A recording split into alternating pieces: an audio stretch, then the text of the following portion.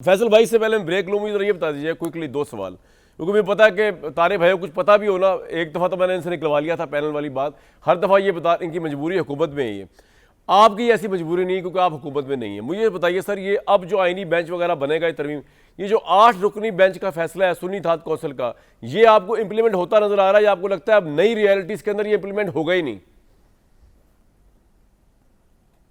कामरान साहब का पीटीआई को मायूसी होगी, उनको ये सीटें नहीं मिलेंगी, मेरे हिसाब से तो नहीं मिलेंगी।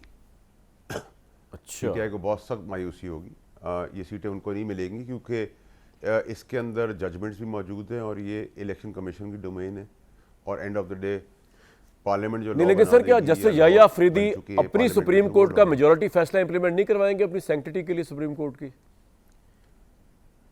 देखिए सर, मेरा अपना ख्याल है कि बड़ी ज़ाती हो रही है ओवरऑल, जब हम इसको भी अपॉइंटमेंट से पहले ही इनकमिंग चीफ जस्टिस साहब को कंट्रोवर्शियल इन अ वे बना रहे हैं बात कर। देखें, उनकी क्रेडिबिलिटी, उनका कैरेक्टर, उनकी एजुकेशन, उनका मेरिट, उनके वालिद का सॉर्ट ऑफ ऑनर होना और मंसूर अली शाह साहब का क्रेडिट, क्रेडिबिलिटी, कैरेक्टर, एजुकेशन और मुनीब साहब की, ये बिल्कुल नेक टू नेक तीनों बराबरी के हैं।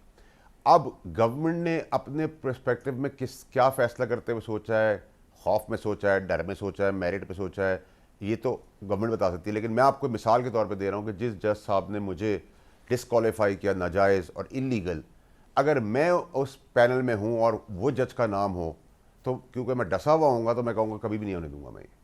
सो ये इंसान की फितरत है।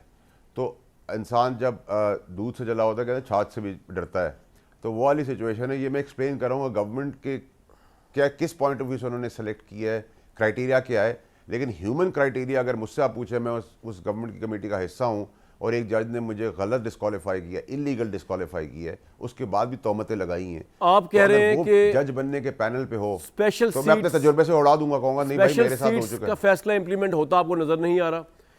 दूसरा, ये जो मिलिट्री कोर्ट्स के मुतालिक इतना आ रहा था कि 23वीं तरमीम 26 तरमीम में एक्चुअली तो ये डाला गया था लेकिन मौलाना के कहने पे निकाल दिया गया, तो क्या मिलिट्री कोर्ट का मामला आगे किसी तरमीम में आएगा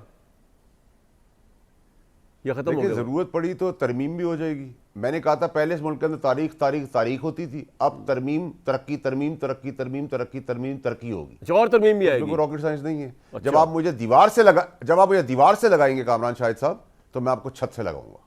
बड़ा सिंपल ह्यूमन नेचर है, इंसान की फितरत में है। एक ब्रेक लूंगा जी, मदर साहब से पूछेंगे। तारिक साहब को तो चल गया पता उनको दीवार से किसने लगाया, वो जुडिशरी के डसे हुए हैं, लेकिन फैसल भाई जिसकी तरफ इशारा कर रहे हैं कि दीवार से लगाया, किसने किसको लगाया, ये मदर साहब ज़्यादा अच्छा जवाब दे सकेंगे।